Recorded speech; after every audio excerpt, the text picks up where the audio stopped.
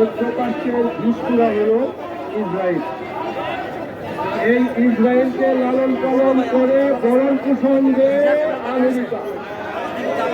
গত 13 তারিখ আপনারা জানেন একটি স্বাধীন রাষ্ট্র ইরানের উপরে হামলা চালিয়ে।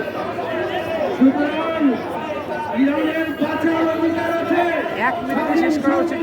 বৃষ্টির ভিতরে ক্যামেরা মোবাইল বুঝে না সেই দল নাকি যে মানুষ ডিভাইস নষ্ট করে এদের ইয়া দিবে।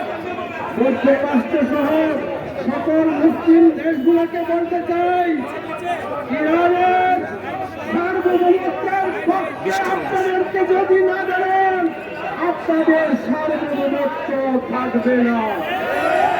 ইসরায়েলের বিরুদ্ধে সারা বিশ্বের মুসলমানরা যখন প্রতিবাদ করছে তার প্রতিবাদের বিপক্ষে তারা গাজায় তাদের হামলা অব্যাহত রেখেছে।